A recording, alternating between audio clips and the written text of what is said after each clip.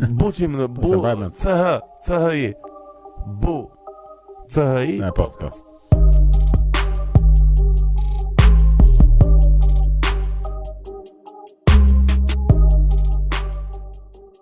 Kemi pra. Për mirë plak, mirë se më erdha. Mirë se gjeta. Po ta ke parasysh plako, ky është episodi I parë video që më bëj ball për ball me një. S'na merr edhe gojë tash, më shoh. S'kemi pirë akoma, do vim atje.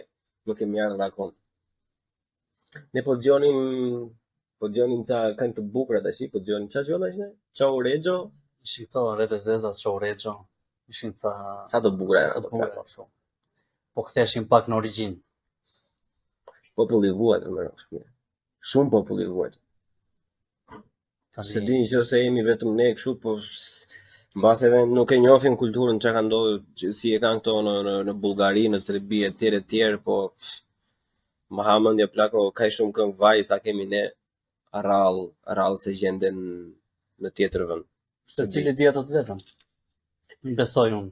Secili di të vetën, po normal që përderisa kjo zona jon është ruajtur edhe nga UNESCO, patjetër që ka një veçanti kjo pjesa e këngëve të vajt. Është shumë drejtëruese o plak. Që ti e pe unë në qetha fare aty kur filloi ajo. Gersa Beluli e ka zërin ta piç në kupë. Jo shumë e mira plak, shumë e mirë. Mua më pëlqen më shumë nga të gjitha ato të tjera, po ideja është që këtyre nuk I gjenë as filli valla. Se ca janë të ngarkuara, sa janë të ngarkuara, ca dalin në Spotify, ca s'dalin, ca dalin në YouTube, ca s'dalin. Hajde gjej tash kush e ka këngë. S'është rregulluar kjo. Tani do të mbledhin mendin e këta, ta unifikojnë pak atë. Po në Spotify për shembull, shikosh sa këngë vlonjale ti nuk e di e kërkuar ndonjëherë. Nuk ka shumë, jo. Janë ose I ka Ensemble Tirana, ose ka një shtëpi diskografike në Francë, në Paris.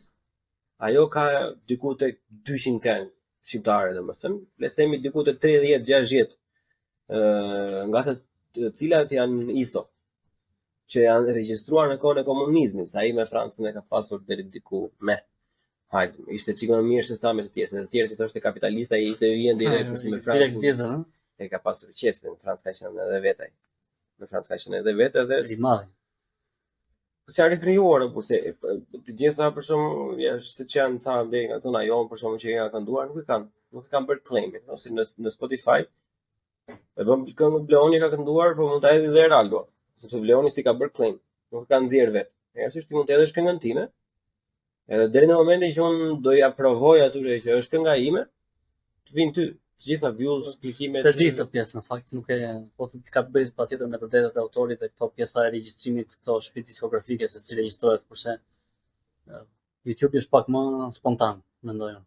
YouTube është shumë spontan, po edhe tani për shembull, ku jemi ne për shembull, I kanë futur ata rregullore të gjitha që sedhot më. Unë mbaj mend në fillim s'na e kanë kapur, ka qenë episodi I parë fare që kemi hedhur, domethënë kishim muzikë në background, dhe muzikë të re, që e kap direkt.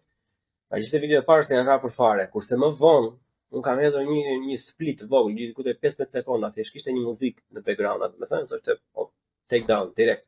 Automatikisht report direkt. Po. Nuk diskutohet fare, nuk e lejoni fare. Që është e çuditshme në fakt, kur se unë nuk është se po përdor atë muzikën, që thonë që është muzika ime, thjesht po tregoja diçka dhe ajo muzika ishte në background. Ti po bëje marketing asaj, po bëje publicitet.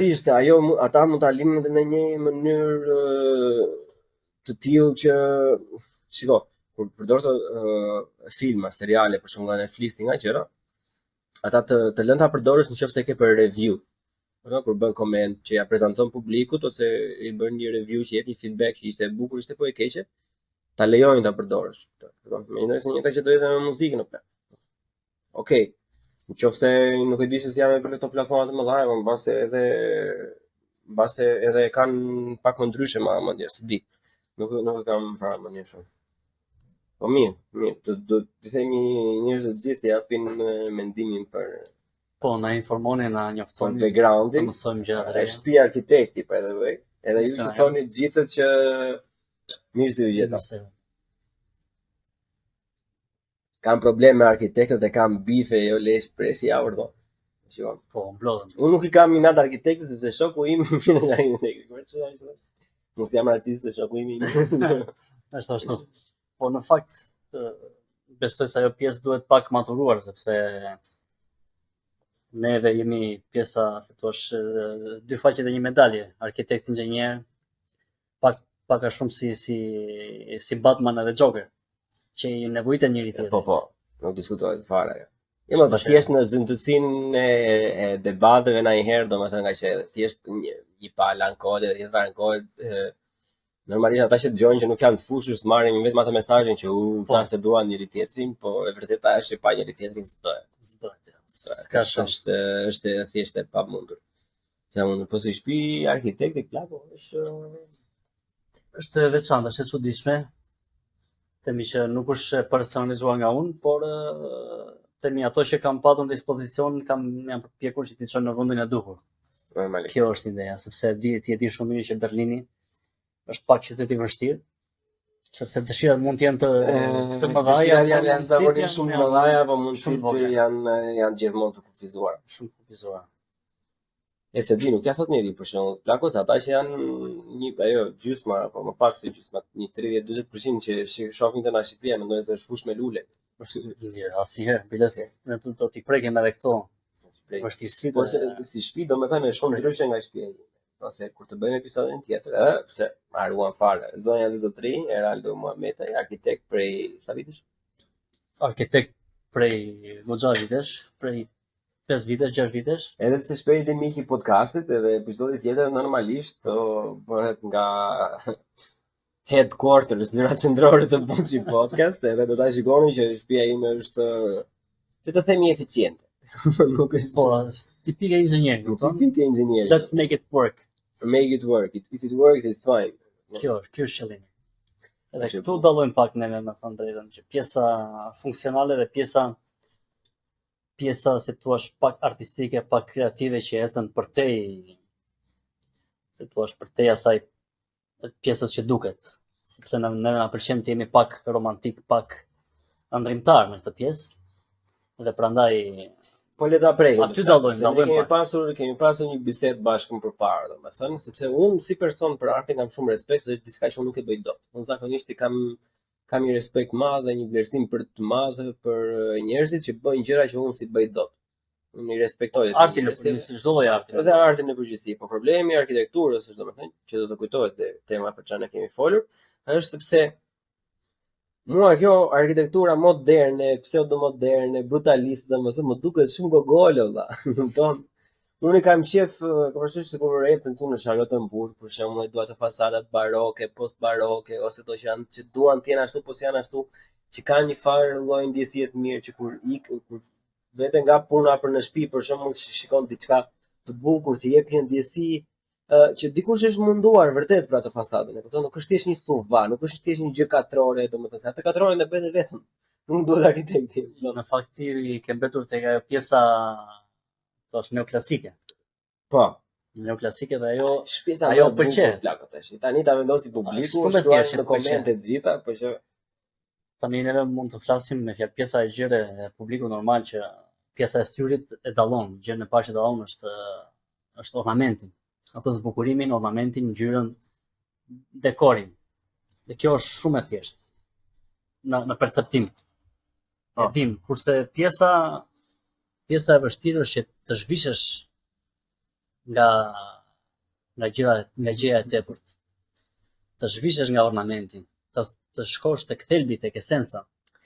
Edhe kjo dallon. Lejo të kundërshtoj pak e para. Si shiko, po nga styri i inxhinierit për ne është shumë e thjeshtë ta zhveshësh, e kupton? Ajo gjëja më e mirë e mundshme që mund të ndodhi një inxhinieri është ku nuk ka asnjë lloj detaji, më vonë, e kupton, për të kontrolluar. Nëse do ishte thjesht fasada, domethënë çdo lloj gjëje katrore, e kupton, me kënde, me gjitha në 90 gradë, domethënë do ishte gjëja më e thjeshtë edhe për të ndërtuar edhe në proces edhe në gjitha të tjera. Po atë vibe-in, atë ndjesinë jep detaj, e kupton? Ai ka thënë që duhet të vendosim ligj për që të gjitha godina të bëhen në të njëjtën mënyrë që njeriu kur ecën rrugës të ndihet mirë, të ndihet sikur është derdhur një lloj farmundi. Kjo moderniteti dhe kjo brutalizmi, sidomos për shembull, duket shumë inxhinierike nga njëra anë, kupton? Shiko, se duket është gjëja më e thjeshtë. Ti do citosh referencat e tua, kurse unë do citoj referencat e mia. Diskuton. Edhe jo, pjesa e Arup, ka që normal që është një nga figurat më të shuara dhe është acceptuar një zot i inxhinierisë. Edhe kjo pjesë respektohet absolutisht. Por unë do citoj nga ana tjetër Miss Van der Rohe, që normal zoti është në detaj, apo the God is in the detail. Edhe ky normal që ka, si thua, çdo aktor i arkitekturës ka thënë të vetën edhe e ka analizuar, sepse neve kemi arritur për një arsye në këtë pikë, që pse nuk bëjmë më ndërtesa klasike apo edhe neoklasike, ose deri diku edhe vazhdojmë bëhen. Pse mendon ti se nuk Edhe bëjmë? vazhdojmë të bëhen. Në përgjithshmëri po flasim se normali që ka gjithmonë që bëjnë, një herë në kur dëgjon në 300 projekte del neoklasik. Po ti si Heraldo pse mendon që nuk bëhen më të tilla? Shiko, ajo është pjesë e evoluimit. Kjo pjesë e evoluimit ka të bëjë shumë edhe me shihen. Sepse tani po të vemi te pjesa e arkitekturës, ne do të vemi në gjenezë, cila ka qenë arsyeja që neve kemi arritur në këtë pikë.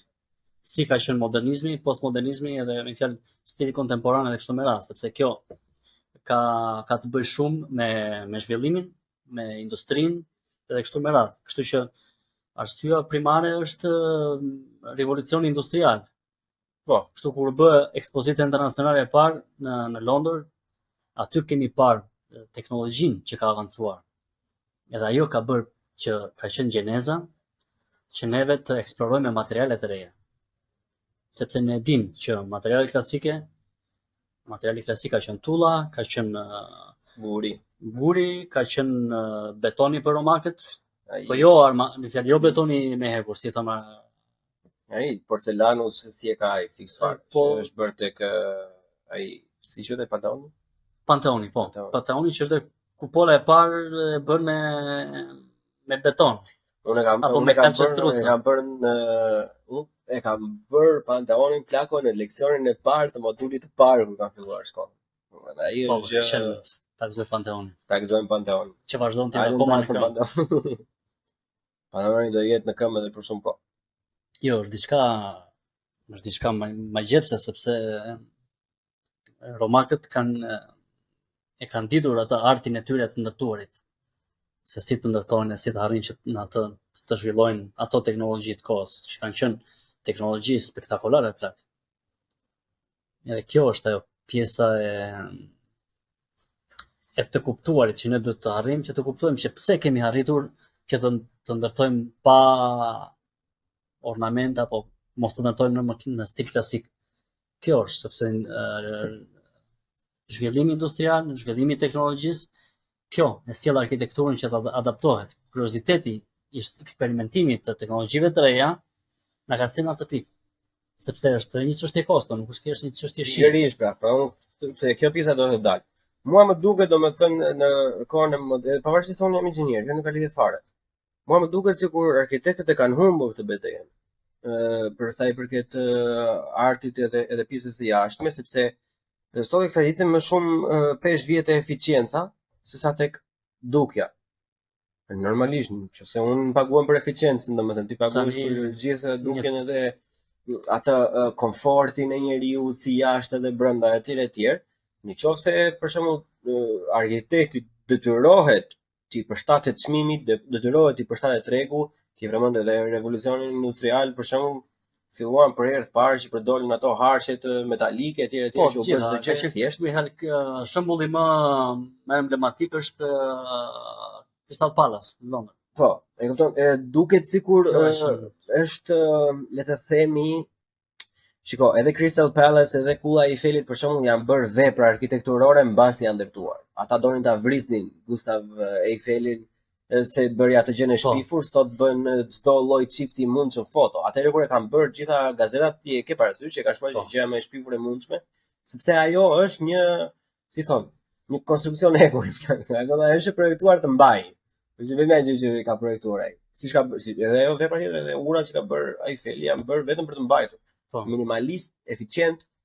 Do këtë gjën ta jap bëje. Po pikërisht sepse kjo ka qenë me fjalë në ekspozicionin universal që është bërë në Paris, që ku është ndërtuar Kulla e Eiffel, ka qenë pikërisht qenë qëllimi që ajo do qëndronte diku te 2 dekada më duket.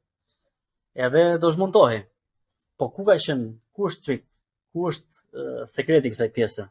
Sekreti i kësaj pjese është që në një ndërtesë eksperimentale, ajo kthehet pastaj në një emblem për qytetin edhe për jetën shoqërore për qytetarët. Edhe normal që ti pastaj e ke të vështirë sepse të flasim të vërtetën, arkitektura është dhe politik. Nuk është thjesht është shumë politik. Është shumë politik. Dhe prandaj ajo vazhdoi edhe është edhe sot të kësaj dite, sepse është kthyer në një emblem për qytetin e Barisit. Po shiko, si do të ngacmoj kështu, pa doreza fare. Ka jemi të hapur. Shiko, të biseduar. Çfarë është problematika sepse mungon masiviteti i të ndjerit mirë. Po ta kesh parasysh edhe ato godinat greke, edhe më vonë klasiciteti romak, pastaj domethënë janë të mëdha, kolona, keni diçka më gjepse se kur hyn, ose vila. Merr dhe vilat për shembull janë të bukura, janë të thjeshta, po janë të bukura, e kupton, janë të bardha në shumicën e kohës, ngjyra e gurit, natyrale, dhe pastaj me ato çadit e bukura, kanë një farë lloje forme arkitekturore. Për shembull, mua më pëlqen që nëse doja arrit ndonjëherë, nuk e dihet, domethënë kam gjetë kem një kështu vilë romake, këtu atë katrorën të hapur në mes me kortjar të brendshme, me kortjar të brendshme, me një ulli, të mbjell një ulli të mirë aty në mes, e kupton që ti derdhen degët kështu për shkak. Po ti këtë domosdoshmërisht do ta bësh vetë sepse do kesh nevojë për një arkitekt, dihet. Më mirë, nuk mbase mund. Kështu që këtu edhe kjo është një problem. Ha debat ajo, nëse kam apo s'kam, se edhe mund të kem nevojë për arkitekt atje plako, si bëjmë të gjitha vet. Po ideja është që këto kishin një farë lloje ngrohtësie, e kupton? Kur ne krahasojmë diçka të tillë, domethënë me shtëpiat në Shqipëri. Është shembulli më perfekt i eficiencës, e kupton që janë pasin që kurse brenda janë si pallat mbretëror, e kupton? Fikse ka për gjithë Ballkani atë. Nëse ajo është aty ka të bëjë shumë edhe pjesa politike, kulturore. Pikërisht, sepse prandaj ne thamë që të flasim për se unë si inxhinier pavarësisht se bëj gjithë punën, emri jo do dali më vonë, e kupton? E ka bërë. Jo, atëherë është për të thënë diçka që normal që neve arkitektëve, kush është se thua i fushës, i pëlqen që të ndihet i rëndësishëm. Edhe ne kemi pak të arrogancën që na pëlqen të ndihemi të rëndësishëm. Por nga ana tjetër është diçka për të thënë që masa nuk e vlerëson punën e arkitektit. Vlerësohet më tepër puna e inxhinierit, po, për mendimin tim, sepse nuk e njohin njerëzit. Në profesion. Në profesion, nuk them në masë. Në masë jo. Në masë nuk vlerësohet. Sepse nuk intereson, valla, nuk e percepton atë, sepse un po të vetë të shpjegoj një diçka për arkitekturën, edhe cila është, sepse arkitektura nuk është thjesht ndërtimtari. Jo, ajo ndërtimtaria është thjesht fusha ku ajo ka prezencë. Ku ka prezencën, po them që është shumë herë më tepër se aq. Se duhet vemi në gjenezën e gjërave, duhet ta kuptojmë që pse. Sepse neve mund të themi shumë bukur që arkitektura apo nevoja si ka lindur, pse ka lindur arkitektura? Cila ka qenë nevoja? Nevoja primare ka qenë që ti të mbulohesh nga nga rreshtet e shiut, nga moti, ka qenë një riparim. Edhe kjo është, si thua, arketipi, simboli, arketipi i arkitekturës, në fakt është kasollja karaibike. Kjo është gjeneza se si është, po të shkosh në thelb. Nevoja primare edhe modeli i parë i arkitekturës. Kasollja. Po. Thjesht riparim nga shiu, nga bora, nga kafshët e egra, edhe kështu me radhë. Por më vonë kur ne kemi arritur tek që e kemi plotësuar. Një Rama do thosha po se thash. Jo, kjo pjesë është e rëndësishme sepse prandaj do marr seriozisht sepse e ka atë rëndësinë e vet kjo pjesë.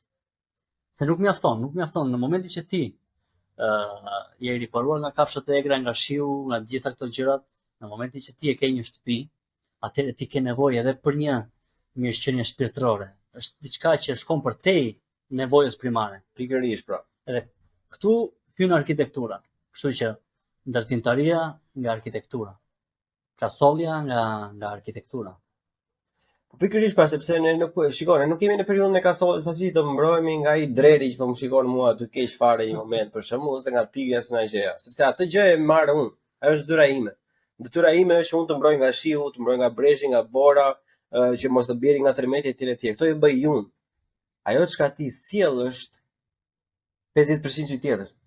Që është, okay, je i mbrojtur. Po a ndihesh mirë ti ku je? E kupton? A të pëlqen ty që kur sjell një njeri tek shtëpia, fasada të jetë mirë?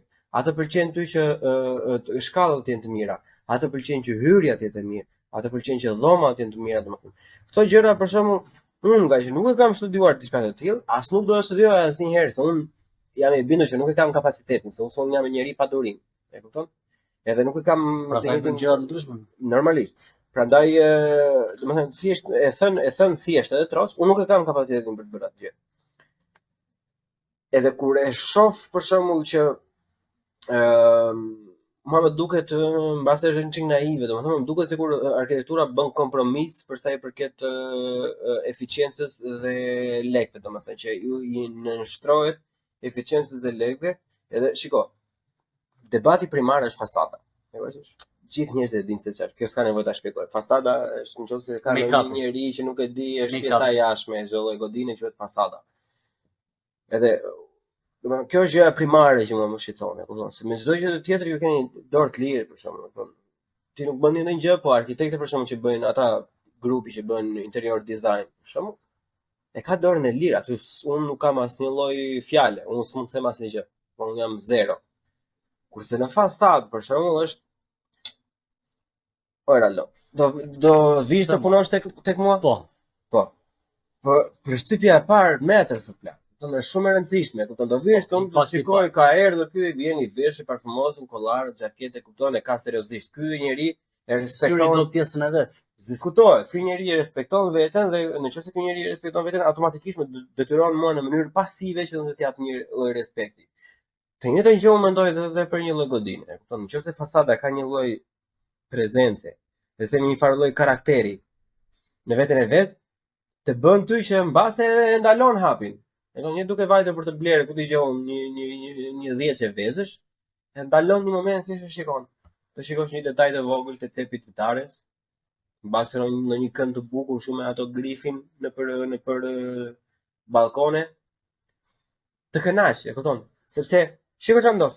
Ti po ikje të bëje shopping. Nëse kjo do ishte thjesht një shtuvaj drejt, ti do kishe vazhduar rrugën. Por nëse kjo ka një detaj, nga një kalimthi për të vajtur shopping, ty të kthye në eksperiencë. Ti përjetove diçka kur po shkoje te ky vendi. Duke vajtur, duke bler vezët edhe duke bërë psonisjen, ti bëj diçka tjetër që ta zbukurojë ditën. Duke kaluar atë ambient, ti nuk ishe thjesht inxhinier, nuk ishe thjesht eficient. Do iki se unë duhet të kaloj te kjo rruga, po duke të kaluar te kjo rruga, ti pa dhe një eksperiencë bukur, ti bëj diçka që ty të pëlqeu. Ti bëj diçka që të bëri të ndaloje edhe ta shifje një moment. Kjo është gjë e bukur, e unë jam shumë xheloz që unë nuk kam dorë të pjesë. Më thonë kam zili arkitektët domethënë që bëjnë gjëra të tilla, dhe prandaj unë nuk dua që kjo të humbi. Po shiko, kjo nuk përfaqësohet vetëm nga stili klasik, apo klasik apo nga gjitha zbukurimet apo ornamentet. Se këtu është një debat shumë i fortë. Tani ne do ta themi, nuk duam të hyjmë shumë në pjesën akademike apo në teknicizma, sepse kush është arkitekt apo kush ka studiuar arkitekturë apo studion arkitekturë e di shumë mirë pjesën. Mund ta shpjegoj me fjalë të shkurtra. Jo, thjesht po bëj një citim, në fjalë kjo pjesa e lirimit apo e zhveshjes të arkitekturës nga ornamentet, pjesa e studimit që form follows function në një farë mënyre, kjo ka lindur si thash pasi u bë revolucioni industrial dhe pasi pati me fjalë me fjalë pjesa moderniste, kemi babain e kësaj pjese, që është Adolf Loos, që është një arkitekt vienez, edhe që ka shkruar librin e parë në kritik të zbukurimit, të ornamentit. Edhe ky libri i këtij quhet Ornament and Crime, apo Ornamento e Delitto në italisht, sepse ajo është ashtu e di unë, sepse ajo ka ai është formimi im, edhe ai shpjegon shumë bukur pjesën se si neve duhet të lirohemi nga ornamenti, sepse nuk do të thotë që ti një fasadë apo një arkitekturë e vlerëson thjesht nga zbukurimet, sepse aty pastaj në një kohë të sotme ku ne nuk e kemi nuk e përvetësojmë dot atë pjesë, nuk e kemi në pjesën sociale, kulturore, ekonomike, se i përket të shkuarës. Siç periudha greke i përket periudhës greke, ajo romakes dhe neoklasike, edhe kështu me radhë gjitha me fjalë të gjitha evolucionet, stilet arkitektonike lidhen ngushtë me aspektin social, me aspektin ekonomik, edhe kështu me radhë. Edhe domosdoshmërisht që neve në atë kur arritëm që të eksperimentojmë edhe të evoluohemi në këtë pjesë, arritëm që në një farë mënyrë të kuptojmë që pse neve nuk duhet të ndërtojmë më në stil klasik apo në ornament. Edhe të zhveshemi të përqendrohemi te gjërat që kanë vërtet rëndësi për një ndërtesë arkitekturore.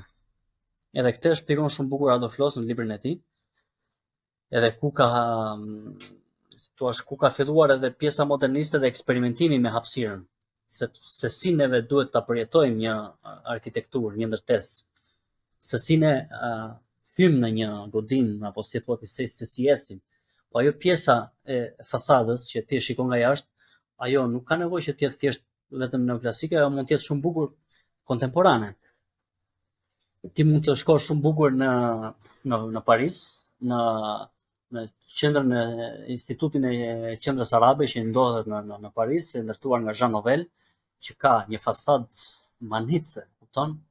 Një eksperimentim që ai për shpërpjekur, edhe pse aty kush e di ndërtesën dhe kush i di problematikat e kësaj ndërtese, ajo ka dalë jo dhe aq e suksesshme sa shpritej, sepse është pjesa teknike, aty ka të bëjë shumë me studimin e fasadës, me detajet, sepse ajo ka një mekanizëm që ka studiuar komplet pjesën e dritës, se si drita duhet të hyjë brenda. Edhe normal që këtu jemi te funksioni, prandaj neve duhet të përqendrohemi te funksioni, edhe jo tek e bukura apo tek fasada, tek make-upi. Po, problemi këtu Ralo është se për shembull ti po flas si inxhinier dhe unë po flas si arkitekt në këtë moment, e kupton? Kupton se çdo inxhinier do thoshte do fokusohemi te funksionaliteti, tek puna që bën, e kupton? Edhe çdo arkitekt klisheja po them, po them klisheja, nuk po them ti apo unë. Kurse çdo arkitekt do thoshte po duket e bukur, duket tani normalisht bukuria është subjektive. Ai që është tresh mua, domethënë nuk e tresh tjetrin, po që por në shihen e përgjithshme si thua që kemi besoj një pik takimi që të gjithë që dikush arrin ta dallojë të bukurën. Edhe një person i thjesht, një person normal që nuk ka një formim apo që nuk ka parë shumë, kemi e ka atë perceptimin. Unë të vërtetoj të kundërt sepse çiko, unë kam pasur një të dashur para goxha kohësh. Kupton? Mendoj që ishte tip si mua, edhe ishte vërtet tip si unë. Më shumë gjëra. Kupton? E çoj tek katedrala e Berlinit, Berlin e Dom. Po. Në Muzeu Menzel. Po.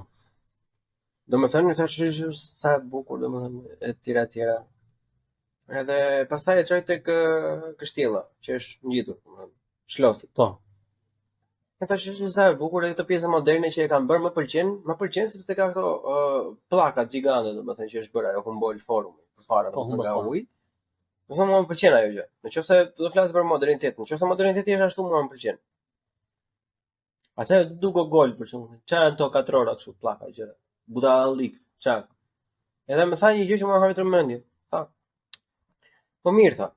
Kur është bërë ato dy katedrale që janë çik më poshtë, andej në mite domethënë, edhe kur është bërë katedrala e Berlinit. Ne e shohim sot edhe kënaqemi, ëh? Na jep mendime, na bën të mendojmë si e ka ndërtuar, sa ka kushtuar, ata njerëzit që kanë punuar atëherë, sa të vështirë kanë pasur me mjet etj. Po pas 200 vitesh, një njerëz që do shikojë atë pjesën e fasadës të Humboldt Forum, për shembull, thotë që okay, pas ka vënë ca pllaka. It hit me. Ajo më goditi mua, si gjë domethënë, thaj që po, shiko, në një farë lloj gjëje ka të drejtë plako atje, sepse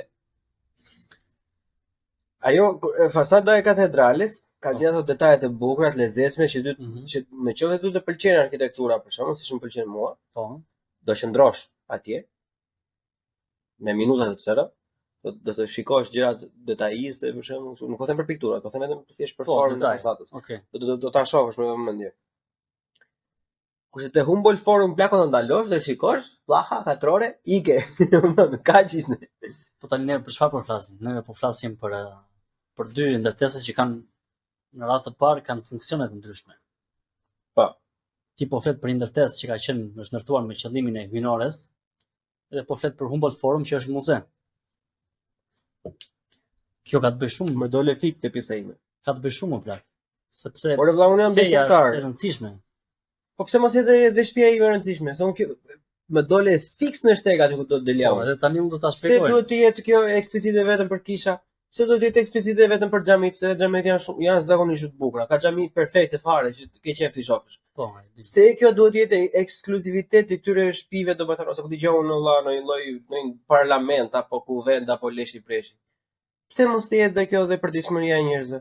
Se nuk jetojmë në kohën e aristokratëve plak, që ndërtonte vetëm ai shtëpinë e tjerë të rinj tek ajo kostolla me drushtë e tij, apo që i binte në një duan në një gjë aty dhe u doj marroi ndërtonte prapë nga e para. Pse mos ta ketë dhe një njeriu, domethënë në mënyrën e përditshme siç e kemi, se dy shembuj këtu për ata që njohin Berlinin, për ata që s'e njohin ta bëni Google është që dy shembuj perfekte janë Friedrichshain dhe Charlottenburg. Që janë pothuajse është një njëjti stil inxhinierik ndërtimi, po janë dy stile komplet të ndryshme arkitekturore. E kupton? cila është arsyeja pra? Pa ma shpjegoti, unë e di, është shumë bukur arsye. Po ti e di, unë thjesht mund të hulumtoj. Unë s'e kam profesionin për atë punë. Hulumtimi im është që ata s'kan pasur lek në Berlinin lindor, Po, edhe e kanë bërë fasadën Suva, siç janë bërë në Shqipëri gjithë e tjera. po. Kurse këtu për shembull kanë pasur lek, kanë kushtuar më shumë rëndësi, edhe sot e kësaj dite më shumë e shtrenjtë shumë fish Charlottenburgu se sa Friedrichshain apo. Po tani duke analizuar këtë pjesë, duhet të kuptojmë aspektin ekonomik, aspektin social, edhe aspektin kohor. Sepse italianët e thonë një shprehje shumë të bukur që mua më pëlqen, që i thonë a ogni tempo alla sua arte, a ogni arte la sua nga trova pak. S'ka gjë. Por që kjo me fjalë është çdo art ka kohën e vet. po, në fakt çdo gjë do çon në kontekst të kohës, të mundësive dhe të shprehjeve se si është shprehur kjo pjesë. Dhe normal që Friedrichshain ka përketur Berlinit lindor, kurse Charlottenburg është Berlini perëndimor. Edhe pjesa aspektet ekonomike të gjitha këto ka një influencë jashtëmase të madhe në këtë pjesë. Edhe po ta marrim ajo pjesa e domit me pjesën e Humboldt Centrum, ka të bëjë shumë edhe pjesa e qëllimit më plak, funksioni, pse ka lindur një lloj arkitekture. Pse ka lindur pra, se këtë se kuptoj. Po kjo është, e kemi Nga nevoja po thoni? Jo, nuk është nevoja, është pjesa hyjnore, pjesa e fesë. Jo, në Friedrichshain po themi, ajo që është e thjeshtë, s'kan pasur lek, s'ka qenë Berlini Po perëndimor. normal që ajo ka të bëjë shumë edhe me pjesën e mundësisë, pjesën e tipologjisë. Ajo është një tipologji që shumica kanë qenë shtëpi të ndërtuara apo pallate sociale. Tani neve nuk mund të krahasojmë një pallat social me një ndërtesë aristokratike që përket një klase më të mirëqenë dhe më të kamur. Shumë e thjeshtë. Kështu që nuk për mendimin tim do patur kujdes se si krahasojmë në kohë, në tipologji edhe kështu me radhë. Sepse neve shumë bukur mund t'i admirojmë ndërtesat të shkuarës, por feja ka lozur një rol shumë të rëndësishëm. Sepse ndërtesat publike dhe ndërtesat fetare kanë qenë ato. Alon, shiko, ajo është për pjesa përpara, më fal se do të ndërpres për këtë pjesë. Ne po flasim për Berlinin plako që ka qenë zbythur azi pas luftës së dytë botërore. Në të njëjtën kohë janë ndërtuar dhe Charlottenburgu dhe Friedrichshain janë ndërtuar në të njëjtën kohë. Ta në 1800. Pikërisht. Ta jo. Për pjesën po jo. Pas luftës pra. Charlottenburg është rindërtuar, po Charlottenburg ka ndërtesa nga fundi 1800-të. Ka në rregull, e kupton, por shumica është ndërtuar në bazë të atyre. Kurse Friedrichshain ata e vendosën domethënë që edhe ato që ishin ti disklafon. Shikoj se unë jam edhe në kontratë, nuk më flas për shumë gjëra. Ti jap një shembull në Moabit për shembull. Po. që ka kaluar nga zyra jonë. Ajo ka pasur një detaj me grifin, me ëngjëj literally plako, ëngjëj të bërë kështu të gravuar gjitha. Edhe ato kohë nuk ishte futur akoma në mbrojtje ajo sipas saj. Dhe ata e hoqën të gjithë, do ta tregoj për kuriozitet dhe kujtimin tavolinë bashkë. Do të marr dokumentat nga puna, do ta tregoj thjesht për kuriozitetin tënd. Ajo ishte hyjnore. E hoqën i vun suvapla. Katrore, çdo gjë tash. Glat. Kupton? Është krim plak. Nëse edhe kemi edhe një shembull tjetër që na prek pak më afër, se në shqiptarë që është pjesa e teatrit. Okej, hapi debate e bukur. Ma thoj çik mendimin në të teatrit. Pse po të shikosh është e njëjta gjë pak a shumë. Sepse një ndërtesë ta bëjmë çfarë podcastin më intereson marrim si të shokun ton në telefon se po më merret aq para telefon, unë sa hapa, po që e bëjmë pak më interesante për njerëzit domethënë. Një arkitekt inxhinier edhe një IT, si Barsalet. Është fiksi një Barsalet. Amo. Vitë të lasën zia në nachrish. Po vet mori valla. Nëse s'ma hap, ma dheu. Teatri. Është pjesa që theti që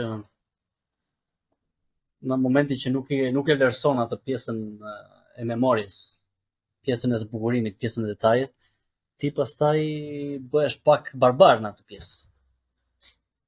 Edhe normal unë e ceka këtë pjesën e teatrit sepse është qëndron shumë bukur si shembull. Cili është mendimi jot, plako, se unë do t'jap mendimin tim, do surprizohesh ka mendimin. Jo, mendimi im në fakt ka qenë që për fat keq pjesa politike ka patur një influencë shumë të madhe në një ndërtesë shumë të rëndësishme për arkitekturën shqiptare. Po. Sepse ka qenë se tu është një ndërtesë që i përket një epoke të caktuar me një karakter edhe social edhe politik të kohës. Po. Edhe në momentin që ti kërkon ta fshish këtë memorie, është një krim, është një krim o plak, edhe kjo normal që është bërë një krim shumë i madh me shembin e teatrit. Një karakter fashist, po për mendimin tim ka qenë me një përkujdesje të jashtëzakonshme, se si është ndërtuar, edhe se si ajo mund të respektohej si ndërtesë. Memoria është e rëndësishme për arkitekturën. Ti the problemi me mendimin tim edhe është se gjëja që ti the është vetëm ajo që unë jam dakord për ta. Kjo që ti the? Po. Qëndron sipas mendimit tim. Është vetëm një arsye pse unë dua teatrin. Po shikoj çfarë është problemi. Problemi është çik më gjithsesi në teatr. Problemi është se janë disa tashime nder muhabetit fis predha që bëjnë sikur kanë qenë gjithmonë martirë të teatrit, kupton? Me drejtora, me të tjerë, sepse unë kam dhe luksin që mund të flas, që fati im që njoh që një nga prindërit e një prej shokëve të mi ka qenë drejtori i kulturës dhe problemi më i madh që ata kishin teatri dhe jo nuk të qeveri, po edhe më përpara, sepse ata që drejtonin teatrin ishin thjesht parazit. Edhe mua nuk më vjen zor fare për ta. Me aktorë me gjithë ishin parazit, nuk ofronin asnjë lloj gjë në ato kohë. Se ka një 5 vite që ka filluar rëndë tash. Po çfarë ndodhte? Ndodhte që ata që menaxhonin teatrin në ato kohë, në të dyja qeverit, vidhnin çdo lloj gjëje. Ai teatri nga ana teknike, që unë mund të flas lirisht këtë pjesë, në fakt pola nga pjesa arkitekturore. Nuk diskutohet. Prandaj them që unë aty jam dakord, sepse unë nuk jam kundër fshirjes së historisë. Historia sado e hidhur, sado e keqe, që ajo s'ishte e keqe, po edhe nëse do ishte gjë e keqe, duhet të ruajtur. Unë jam person që edhe ajo godina e spaçit duhet të ruajtur. Kupton? Sepse është histori, është pjesë e jotja. Ajo të bën ty çka je. Kupton? Këtu jam me ty. Po tani dalin ca lloj martirësh, domethënë ca lloj njerëzish që mbrojnë teatrin, ne jemi për teatrin, ne jemi për teatrin, për çfarë për teatrin. Kur ti me 10-15 vite që ke qenë aty në teatr, ti ke qenë gjithmonë në deficit. Në gjitha vitet që ke qenë ti ke vjedhur. Në gjitha vitet që ke qenë ti ke mbyllur veshët edhe ke mbyllur syt për drejtorin që të merret i çonin të lekë në shtëpi sepse të jepte ty 100.000 lekë apo 200.000 lekë për çdo gjë që bëhej. E para, e dyta. Nëse do të flasim të vim te pjesa ekonomike. Po. Sa aty çdo lloj gjëje. ai ishte i pabëshëm. Në atë gjendje që ishte ai, domethënë kosta për një ndërtimin e një të res do ishte thjesht pak më e lartë se sa rekonstruktimi funksional. Edhe do ta kesh parasysh po të flas për restaurim në standarde europiane, gjermane, me ato që unë njoh. Jo si në Shqipëri që bëj një lyerje dhe u bë rekonstruktim i plot i asaj godine, do të kushtonte domethënë shumë herë më shumë. Një teatër i ri do të sillte edhe hapësira më të mëdha. Problematika pse nuk e doja unë një teatër të ri aty ishte sepse kjo ishte pjesë e kulturës, sa ishte aty. Ajo mund të kishte vetur shumë të bukur atje, mund të bënte tjetër. Po. Aty jam me ty, mund të bënim një teatër tjetër. Mua më shko, ky teatri është bërë tamam si martir, e kupton? Se ata prifërin që vinin në kështu vendet e egra dhe vdisin atje dhe janë bërë shenjtor sot. Njëta që më duhet me të teatr. Ka pasur një histori kaq shumë vjeçare që asnjëri s'është munduar asnjëherë për teatrin. Edhe kur erdhi puna që politika e pa që nuk interesoi njëri, se deri në atë pikë që e thashë do shëmej nuk interesoi njëri fare, zero.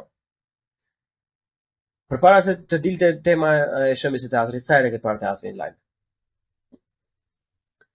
Normal që shumë pak herë ose asnjëherë, duke ditur që unë edhe pikërisht, normalisht edhe kam qenë distancë, se duhet të thënë që unë nuk ka rëndësi fare me asnjë, por edhe të më dalin në Tiranë tash, domethënë që është ndjek si podcasti më thoi sa herë ka parë teatrin në atë. Asnjëherë nuk e kemi parë në live pra si lloj gjëje. Pse?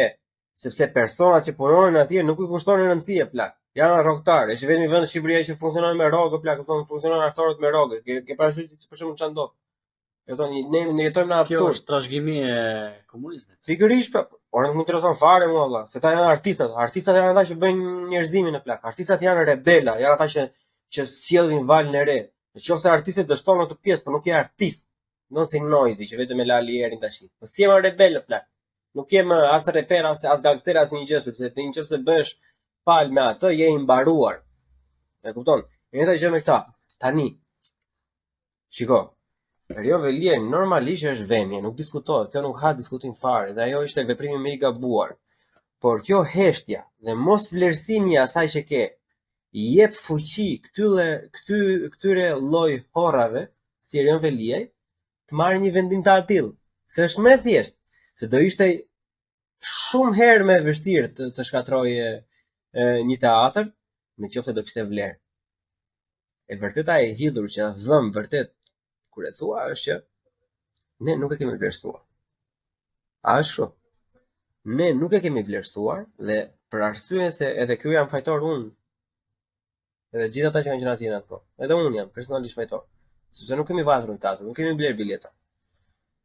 Në qoftë se diçka nuk ka vlerë, ti e di që është më thjesht, është ruli kalon kollaj atje. Okej, shiko, unë ky është aspekti social dhe politik. Pragmatism politike.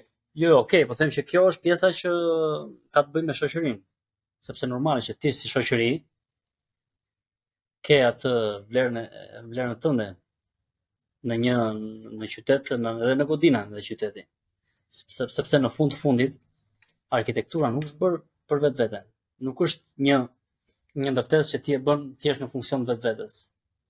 Është një godinë që ti e bën për njerëzit që të jetohet. Po. Normal, kjo është aspekti dhe unë patjetër që më dhimbse të pak ajo pjesa dhe e ndiej e vuaj pak atë pjesën që si ne nuk jemi në gjendje, nuk e kemi atë pjekurinë shoqërore dhe intelektuale që ta kuptojmë apo të jemi aq të zot sa që vërtet ta vlerësojmë një godinë apo të vlerësojmë edhe çfarë ndodh në brendësitë e asaj godine, t'japim një vlerë asaj. Por thjesht kemi ato babëzit, ato urit politike, vetjake, jemi oportuniste kështu me radhë. Sepse po ta marrësh tani po me teatrin e Tiranës, mua njëkohësisht më vjen pak në mendje teatri Petro Marko i Vlorës. Edhe teatri Petro Marko i Vlorës është zemra e qytetit në pikpamjen artistike dhe kulturore. Për ty. Po për mua, po për gjithë vënjatët. Hajde vemi bashkë. Për të gjithë vënjatët. Për të gjithë vënjatët, është funksionon shumë herë më ndryshe, shumë herë më mirë për mendimin tim. Basta. Po, sepse ndoshta sepse është i vetmi. Nuk e di, ndoshta s'kan tjetër vlonja, Kjo pra edhe është kanë problematika. Petromarkun. Ralo, shiko, unë nuk po them që ti nuk ke të drejtë me to më valla. Ideja është do të shkojmë në pikpamje pragmatiste. Shiko, ka një shprehje në Berat, nuk e di, mund të jetë në zona të tjera. Është ajo pula që kërkon kashtën kur i vete veza në byth. E kupton?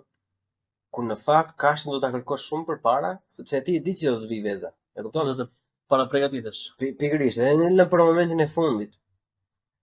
Është një teatr më plak. Ne nuk kemi të kulturuar si njerëz, ne jemi ignorantë si njerëz më.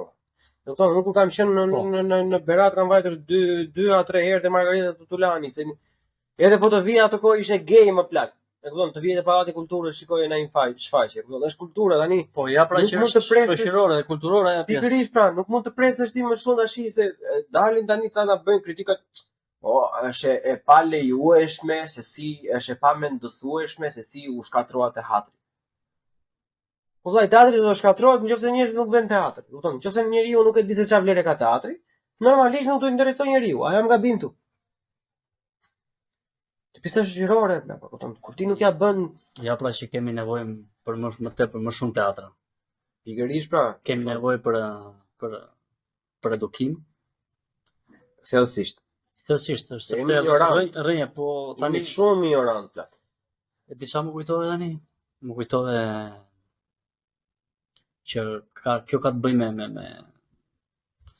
më tepër, kjo është kaputet nga arkitektura, po ka të bëjë me komunitetet dhe me popujt. Edhe ishte një mjek armen që po bisedonte me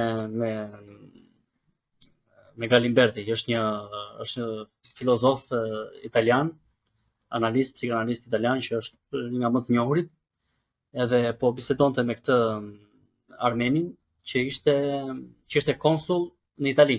Po. Edhe aty po diskutohej që si ka mundësi, thoshte, që juve armenët keni psuar 1 milion një genocid nga turshit, edhe prap nuk ju njihet. Ndërsa hebrejt thot kanë arritur gjitha ato njohurit nga bota, nga tërbota, kupton? Edhe përgjigjja e këtij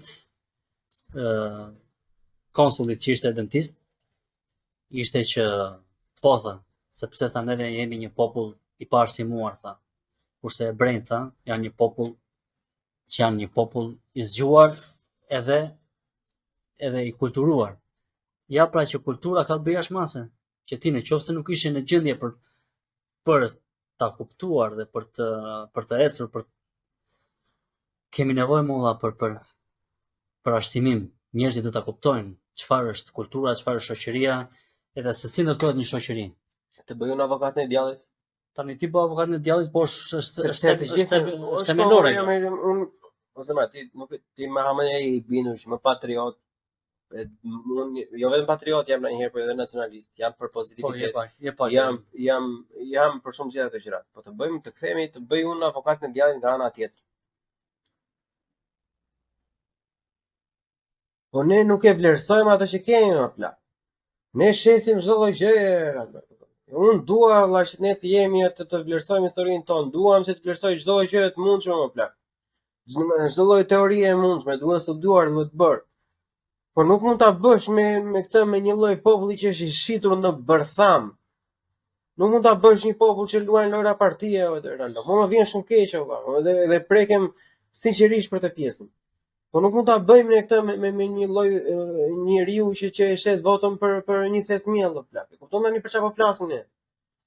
Kto që thua ti, ore Zoti i Madh, një orën përpara të arrim atje. E kupton? Do Zoti, unë e ndërroj atë ditë që ne do arrim në atë pikë. Për këtë pjesë duhet punë, nuk thjesht tani neve duhet të ecim. Po duhet punë, po se mund të flasi buçi sa doj tash, do të plasi syrin e. Parasysh do të shikojnë 100, 200 veta, 300 veta, 400 veta. Është pjesa më e madhe plako që duhet të revoltohet për këtë pjesën. Edhe revoltimi nuk është mjaftueshëm. Nuk mjafton që ti të hapësh telefonin, të dëgjosh të thotë që pse e kam bërë kështu, po ka të drejtë Ronaldo. Jo, nuk mjafton kjo. E di kur mjafton kjo mua. Mua mjafton kur ti e dëgjon çfarë thotë Ronaldo, edhe pastaj kur jepet mundësia e parë për të protestuar, atëherë të veshësh po. Unë e kam dëgjuar nga filani, e kam dëgjuar nga Fisteku, E këto lloj informacioni që unë i kam marrë tani sot e kësaj ditë unë do qëndroj për këto. Do sakrifikoj veten time. Do sakrifikoj edhe një vend pune. Nuk e kemi Erala. Nuk e kemi. Tani kjo nuk zgjidhet në pak se thosh Kaluam grim fare një moment. Kaluam pak egër, nuk kjo nuk zgjidhet thjesht në një puntat podcasti, dihet. Nuk e Se për ta shumë idealist më korrigjo ti tash. Jo, shiko, unë në fakt unë e dua atë pjesë sepse unë i përkas atij brezi që është rritur në emigrim, ka ikur fëmijë nga Shqipëria, kështu që normal që mua më dhimbset ajo pjesë. Unë e dua. Shiko se ne e bëm skip çik më përpara, nga që ti je një mik i dashur i jemi prandaj po për njerëzit të nuk të njoh, kështu që e bën një CV të vogël të vetes. Një prezantim thotë, po, dihet që tani si shumë emigrantë të tjerë, shumë familje emigrante shqiptare, edhe unë kam familja ime ka emigruar në Itali me fjalë më përpara i mat, apo më përpara të zhallarët e mi në vitet e para 90-ta, pastaj i mat dhe pastaj jemi bashkuar familjarisht në Itali nga vitet 2003. Kështu që gjithë formimi im ka qenë formim italian, dhe normale neve kemi pasur atë pjesën me fjalë unë jam lindur në qytetin e Vlorës, me që na fjala. Me qoftë se kishit kuptuar akoma.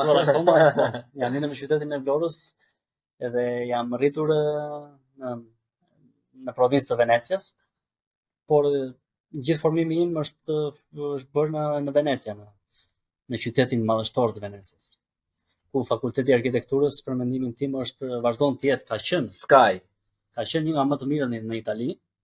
Do thosha me një orindime pa frikë një nga më të mirët në Europë.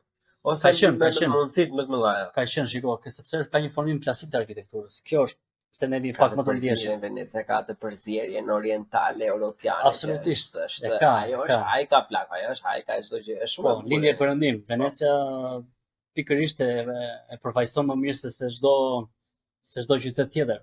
Një qytet kosmopolitan është është perandori kulturore. Absolutisht. Se kam thënë, kam dëgjuar nga një njerëz. Ashtu, jo, absolutisht. Shko, Venecia ka qenë tani, ndoshta është më pak tani kulturore, jo kështu.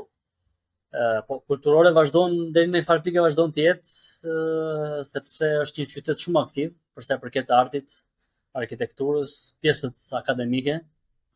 Është qendër botërore për sa i përket ekspozitave, që është pjesa e bienales, që është bienale e arkitekturës, bienale e artit. Është art të dashës, sepse çdo cep i Venecias është art. Ka një histori, tregon një histori qyteti i Venecias. Edhe kjo është. Si është plako të studios në Venecia, ose të rritesh, ose të bësh formimin në Venecia? Shiko, unë jam shumë i kënaqur me ndaj ca eksperiencë personale në histori të vogël. Kam shijuar jashtë mase, po të shikosh tani që jam në Berlin për shembull në plak, do kisha dashur ta kisha shijuar akoma më tepër. Vlerësoj jashtë mase. Është vërtet madhështore, është një qytet magnetës. Shumë për të pjesën. Ti e di që unë për ditën e tim vllai isha në Berat. Po. Hera e parë në gjithë historinë time, domethënë që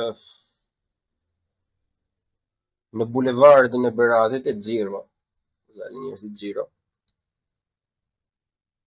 Kishte një numër, le të themi, deri diku proporcional në mes turistëve, predominancë gjermane dhe pleq. Të të rinjës kishë ngelur më. Edhe fola me disa rrugës, fola dhe kur vajtëm të ka i restoranti, të Tradita e Beratit, dhe përshëndesim Antonellin. Përshëndesim, do ta vizitojmë së shpejti. Plako, kryevep. Absolutisht. Antonell Loço, plako është Berata si vjetër shumë, është edhe ka marrë ato pronë në familje se ka bërë një lloj kryevepre, domethënë që i shikon çdo lloj turizmi nga IÇK-sëmës, nga çdo lloj vendi botës, domethënë që bën video atje. Edhe fola me disa dhe ishna shumë të kënaqur, vlerësonin ai shumë plako. E ndisha fajtor në një moment që pse se kam shijuar nuk ka shumë. Se ne edhe drejt për drejt nuk ka faj, se ne nuk është se kemi pasur si rini, nuk e pasur asnjë lloj mundësie atëherë. Ne kemi qenë në brez që kur të bënim mbrëmje, festa, i fillon në orën 12:30, mbaron në orën 3. s'ka pasur mundësi, ne kemi pasur mundësi se ke një shoku jon ka pasur një bare që e kthente në klub për festa studentare, asnjë gjë nuk ka pasur vjetër atë kohë.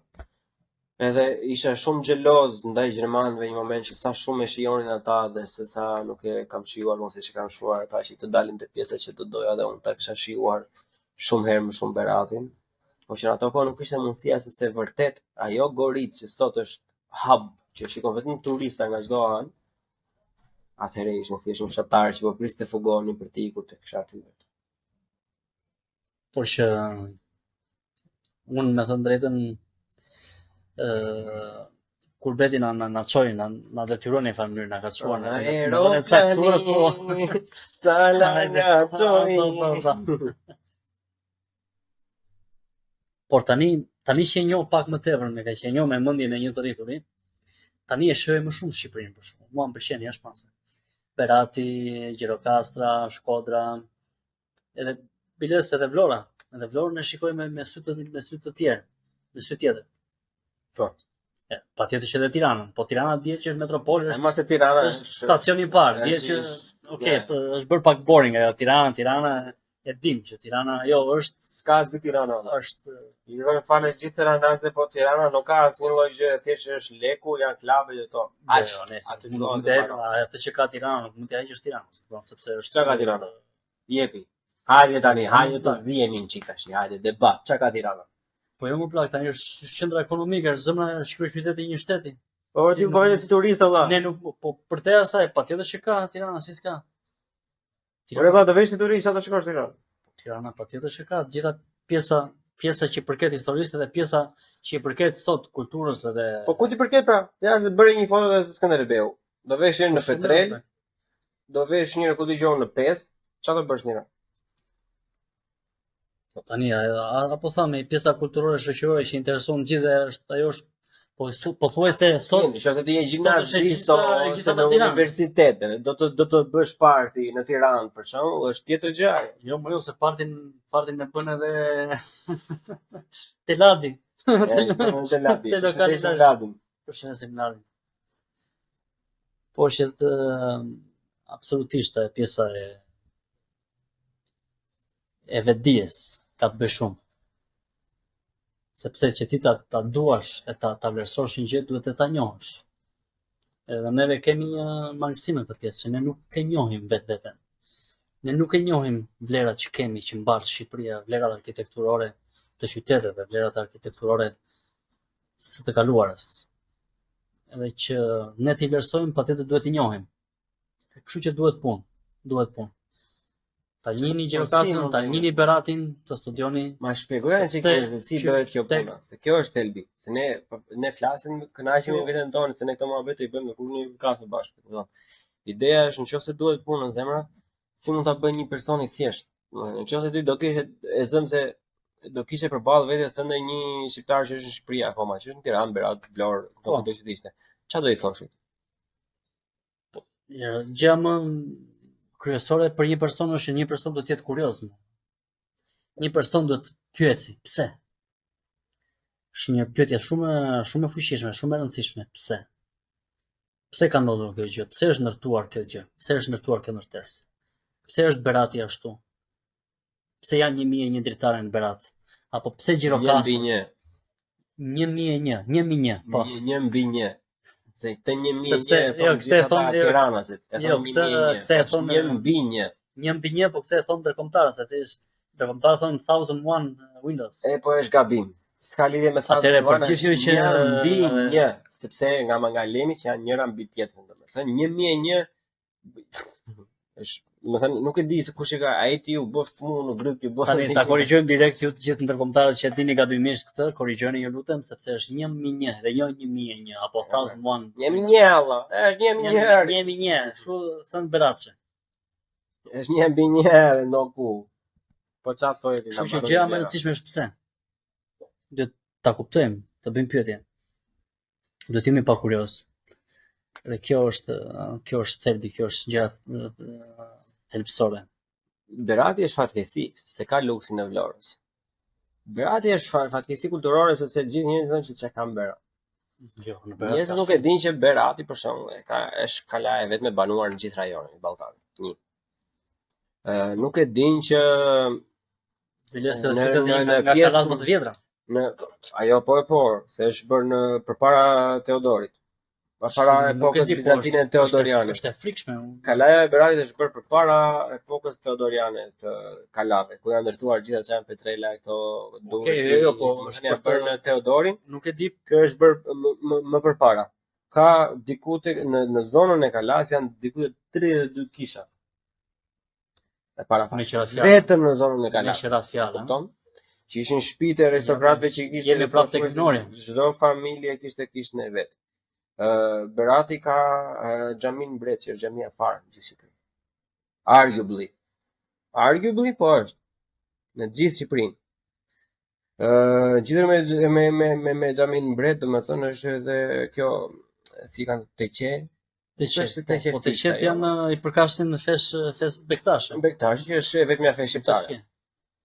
Po. E kupton? Themi kryeqendra botërore është Shqipërisë, sepse ajo si fe ka lindur në Perandorinë. Po, aty ka lindur në Shqipëri, domethënë. Ka lindur në Stamboll, në Perandori, po është transplantuar në Shqipëri. Ka lindur në Shqipëri.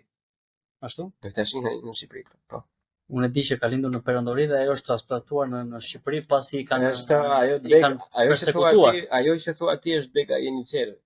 Kur kanë nisur ata. Në fillim se Jeniçerët nga që ishin Jeniçerët janë si pretorianët e Romës. Është njësia speciale, le të themi. Njësia speciale e Perandorisë njësia pikërisht nga prins Ballkanas, kryesisht shqiptar. Në një pjesë të madhe Ballkanas etj. Edhe kryeqendra është botërore, është kryegjata botërore është në Tiranë, që e kanë bërë atë kompleksin e ri etj. Po pesa me shenjë në gjithë botën, është marrë të morë. Sipas peshatësinjve që vjen te baba Liu në të morë. Pavarësisht se ajo është ajo është pagane, ka histori si çdo lloj gjëje tjetër, e kupton? Në fakt se pak unë besoj pak që ne shqiptarët jemi akoma pak popull pagan. Unë t'i kërkoj falë njerëz që nuk vjen në tualet, po sa të vjen në tualet ti bëj çik reklam për Buçi Podcast, e kupton? Thoj bëj kështu, bëj ashtu se Po, pra janë në Buçi Podcast. Mund ta shikoni që Buçi Podcast ka hapësirë për shumë figura të ndryshme. Edhe ju vazhdoni ta ndiqni, është një ballafaqim me profile të ndryshme. Pak në formatin e Joe Rogan, kush e njeh, që është një podcaster amerikan, edhe që është shumë i suksesshëm, një nga më të suksesshëm në botë. Edhe ka intervistuar nga figura më të ndryshme, kështu që Buçi po inspirohet edhe po bazohet pak në atë format. Dhe tani mund të themi që ka arritur një sukses goxha të vlerësueshëm me figura nga më të ndryshmet. Kështu që vazhdoni ta ndiqni, bëuni kurioz, pyesni veten, pyesni pse për të gjitha fushat e jetës, jo vetëm për arkitekturën që po flasim sot, edhe po për inxhinierin, por çdo aspekt është shumë e rëndësishme që njeriu të jetë kurioz, të bëj pyetje. Sepse në fundit pyetjet janë më të rëndësishme se sa përgjigjet. Sepse përgjigjet janë pak subjektive, po pyetjet janë universale. Kështu që ndiqni Buçi Podcast në puntatën, nuk e di se sa ka arritur, duket të ka arritur goxha, janë gati 80 ndoshta. Kështu që mund të ktheheni mbrapa në kronologjinë e Buçi Podcast, të ndiqni, të shikoni nga figura më të ndryshme. Edhe pse jo, bëni subscribe, bëni like, dërgojeni miqtë tuaj, bëni komente. Po shkoni, jemi të hapur për debate, sepse debati është ushqim. Është baja si ajo që kam shoqëruar. Unë në Twitter është plakot diskutimi është sa gjë e bukur është kur je shumë i pa ditur nga një gjë dhe takon një njerëz që të mëson gjë të re. Ka gjë më të bukur se ajo plak. Mua ajo më duket shumë gjë perfekte në një moment, është shumë e bukur, është shumë natyrale, është të ndihmon kështu rritesh si njerëja bashkë. Ti sapo mësove një gjë të re. Kështu që pra ndiqni Buçi Podcast miq. More vetë, no ku Bishti Buçi podcast bëni like, follow tjera, i ka thënë Raldo, kështu që mos të përsëris kotën.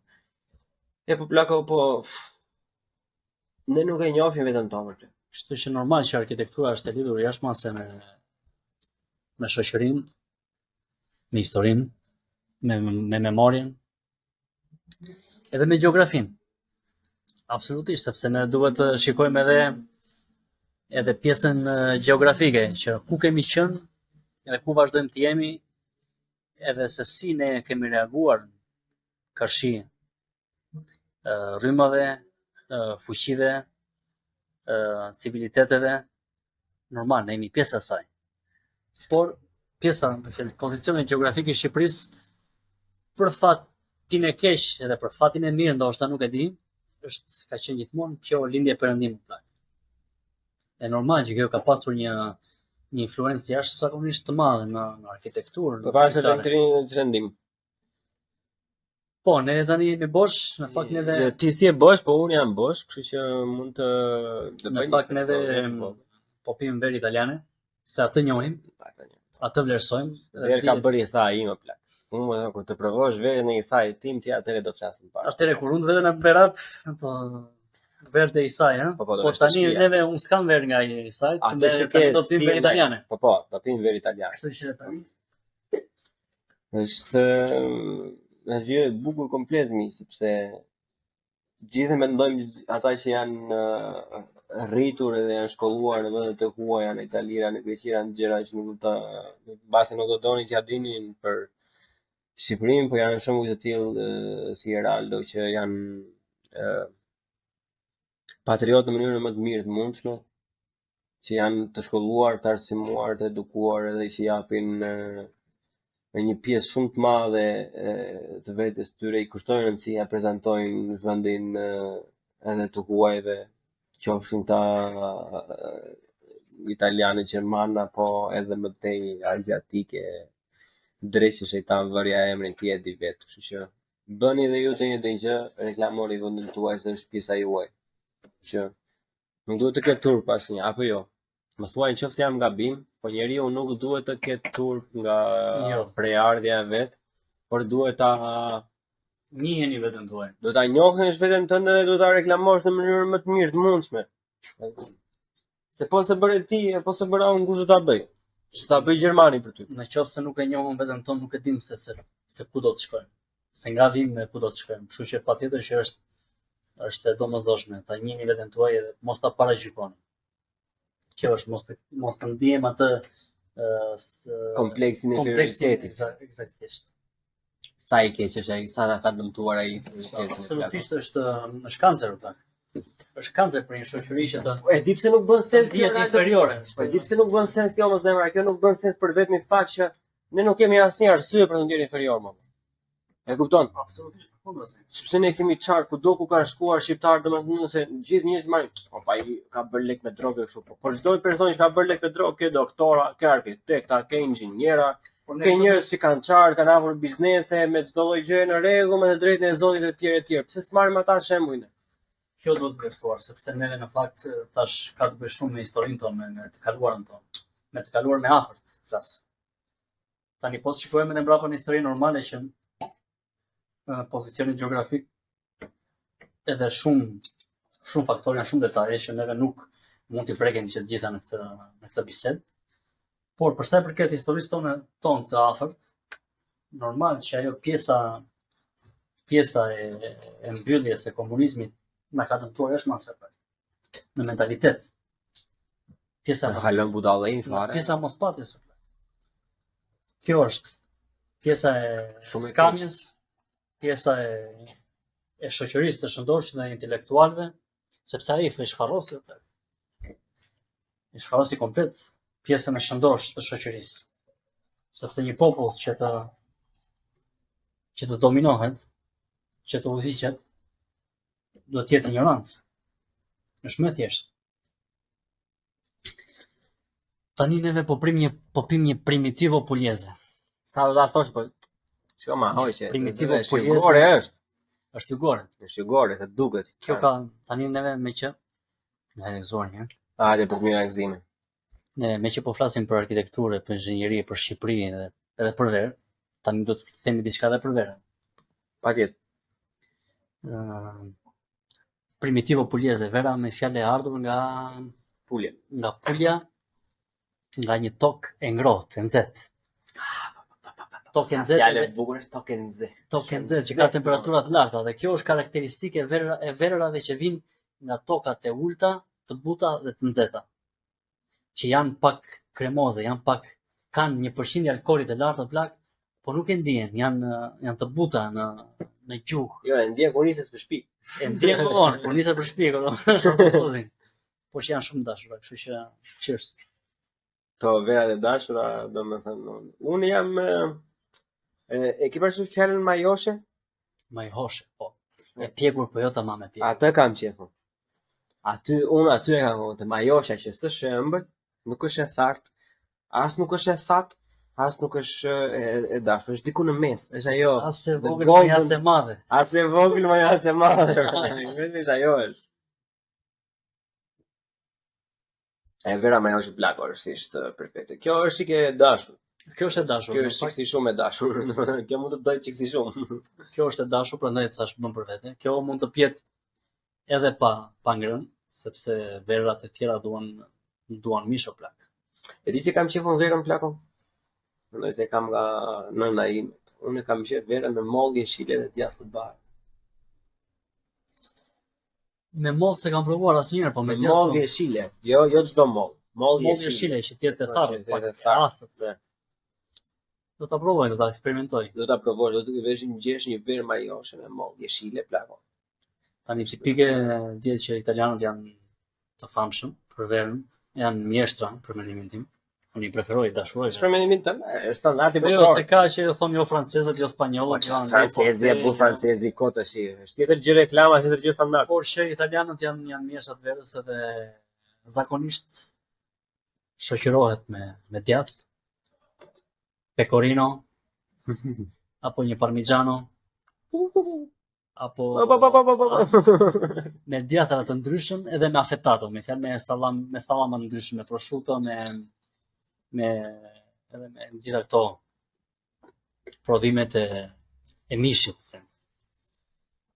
Është mira, një koktejl djathra është shumë, një koktejl prosciutto. Klasike, është aperitivo alla italian, është dashurojmë që të gjithët, e duam, e shijojmë, e pëlqen.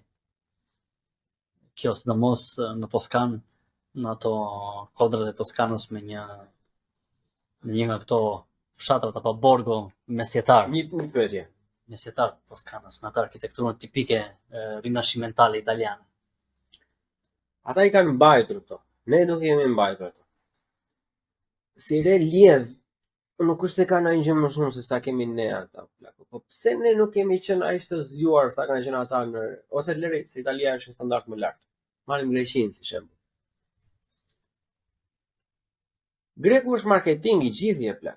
E kupton? Ka marrë çdo lloj recete që ka qarkulluar në Ballkane dhe në Turqi për shembull, i ka vënë emrin grek, ja ka vënë stampin që është gjë greke, edhe e shet greke. Pse ne kemi qenë kaq budallë valla? Pse s'kemi bërë një gjë? Shiko, kjo buçi është ka të bëjë shumë me qenien njerëzore, sepse njeriu është një kafshë që romantike. Është vërtet, është një kafshë romantike dhe neve e duam romantike memorien, gjërat dhe na pëlqen pak të fantazojmë, të romanticizojmë këtë pjesë. Edhe normalisht që Greku është shumë i avantazhuar në këtë pjesë. Sepse të gjithë që mendojnë direkt mendimi shkon tek Greqia e lashtë. Po. Ata kanë një plus të jashtëzakonshëm në këtë pjesë. Sepse gjithë bota e njeh. Edhe normale që ata kanë punuar shumë mirë në pjesën e marketingut për të arritur që të kenë shumë avantazhe në këtë pjesë. Në mirëmbajtje, në reklamim, edhe në të drejtën e të kërkuarit, edhe të njohurit si diçka e tyre. Ata na vodhën fustanellën, por çfarë do mëni? Fustanella që fustanella se vetëm fustanellën. Po mirë, tani ne flasim për fustanellën sepse na prek, mua më prek pjesa e fustanellës sepse unë në origjinë jam çame, ti e di. Kështu që Ata gjithë ai Buzuqi thënë që këndoi ishte çdo gjë e veriu të Greqisë. Edhe është kulturë greke sot. Hajde ta diskutojmë tash se çfarë është veriu Greqisë. Nëse ne nuk duhet të jemi është pak ekstremist në pjesë, do të jemi pak. Ska lidhje për ekstremizëm më plan, çamëria është realitet, e kupton? Jo, mirë, po unë tash pak pajtohem pak, jam pak më tepër në atë pjesën e që ne i përkasim një bote dhe çdo popull ka ato të veta, ka historitë e veta. Shiko, kjo na dim se normal që mua më dim se kjo dhe në të gjithë na dim se kjo, por ka shumë histori të ngjashme në botë. Jo, po shiko, kur unë e them këtë gjë ti mos kujto se unë nuk jam kështu që duam të jemi gjithë për. Edhe unë do doja, shiko, kultura më e afërt me shqipen është Greqia. Pa asnjë lloj diskutimi. Është vetmja kulturë që është e kaq afërt me ne. Ko të thonë me italianët una faca una razza, por në fakt direkt una faca una razza e kanë me shqiptarët. Normalisht nuk diskutohet fare. Sidomos pjesa e Peloponesit gjithë që di. Nuk diskutohet hiç fare, domethënë nuk ka nevojë për debat, po ideja është që kjo gjë do funksiononte nëse do kishte njëjtë marrëdhënie si Francë-Gjermani.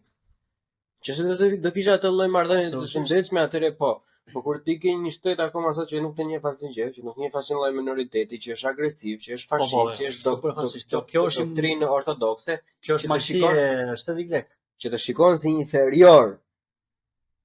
Edhe kush nuk e kupton këtë është fundamentalisht i pa informuar.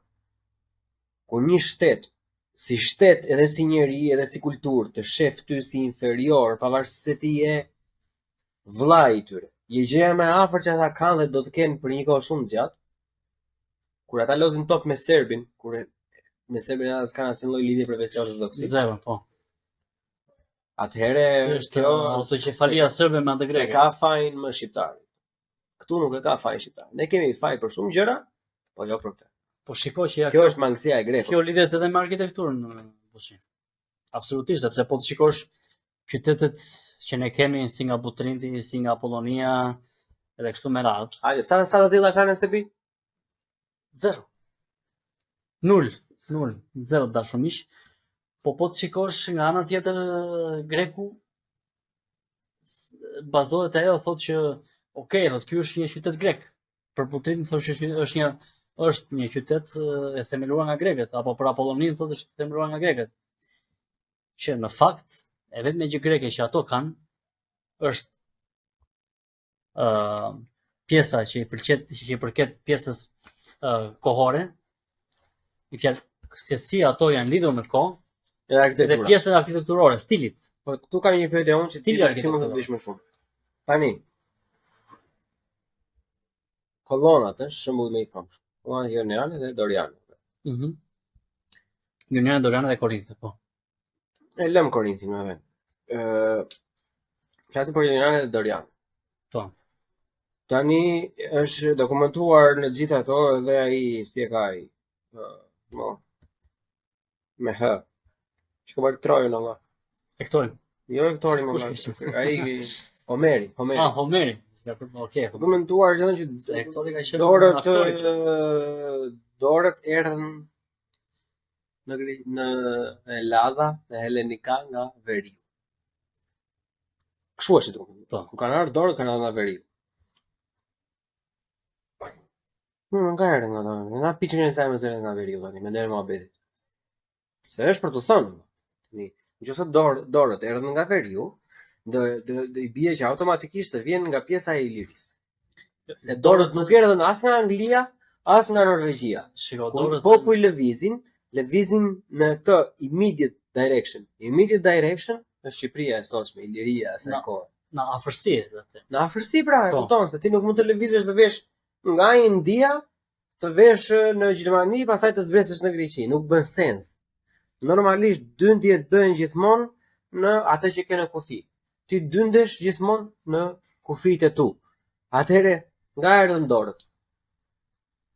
Në fakt, jo, shumë interesante kjo, është shumë interesante sepse dorët nga Atheniezët konsideroheshin barbar. Kështu që dorët ishin barbar, nuk ishin grek. Por valla kur prezantohet Akili prezantohet si barbar. Barbar, Akili prezantohet si i ardhur nga Dodona, që është Tomori sot. Po. Është prezantohet si tmeri i gjithë Helenas. Kështu që Tmeri i gjithë Helenasve. Po, çdo gjë që nuk është helenike apo athenjeze është barbare. Edhe di që kjo pjesë në fjalë në të konsideruar i barbar do thotë jo grek, jo helenës. Megjithatë, kjo është histori shumë delikate, ne po aludojmë, ne po flasim për shifrin tonë, se po kemi për shifrin tonë. Jo, normal që po kur ti thua që Akili, nëse ti një fjalim përpara thuaj që Helena siç ishin gjithë bashkë, domethënë, bënin luthra me njëri, po kishte kod. Pastaj një fjalim më vonë thuaj që Akili ishte tmeri i tyre se i vriste të gjithë Helenasit. Nga erdhi pra zemra, ma thua. Apo nga që ishte i mirësh Helenas tash. Absolutisht, tani neve kemi shumë një histori plot si punë e kësaj.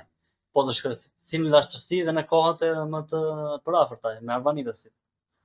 Po të ndalojmë pak tek dorët, normal që dorët ishin konsideruar barbarë nga helenët, nga athenjezët.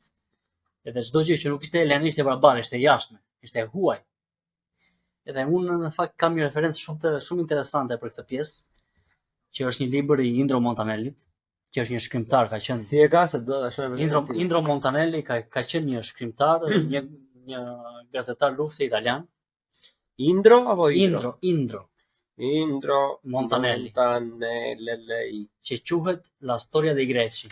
La Storia dei Greci. Okay. Që është historia e grekëve. Po.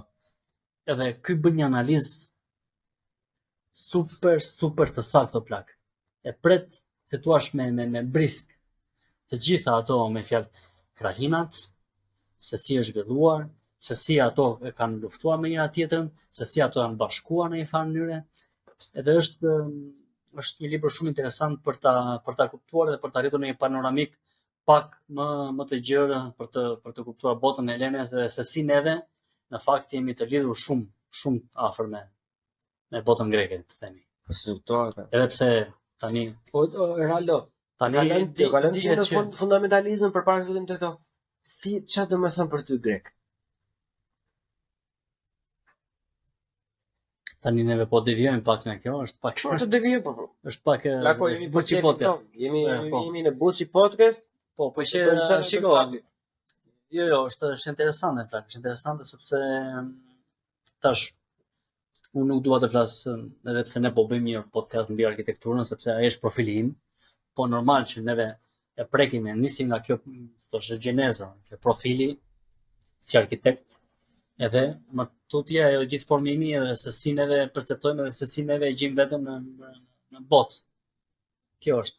Dhe normal që rrënjët janë të rëndësishme për secilin për neve, edhe ata që nënversojnë këtë pjesë bëjnë shumë gabim.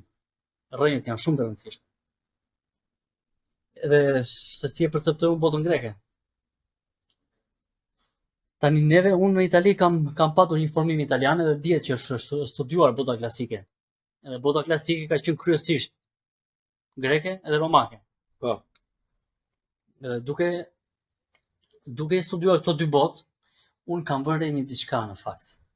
Që unë jam ndier gjithmonë si shqiptar apo pjesëtarja saj krahine, jam ndier pak gjithmonë i veçuar. I veçuar. Tani okay. Po flasim për grekët në gjithë, e dim, është e kotë që mos ta mohojmë me fjalë.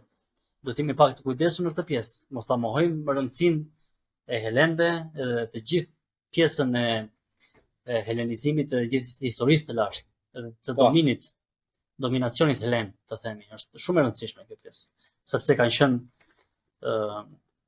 themelues të shumë qyteteve, të shumë zonave dhe në Itali. Dhe dihet Italia Jugore, Sicilia, biles deri në Verona. Dihet që Verona është një qytet i themeluar nga helenët. Po.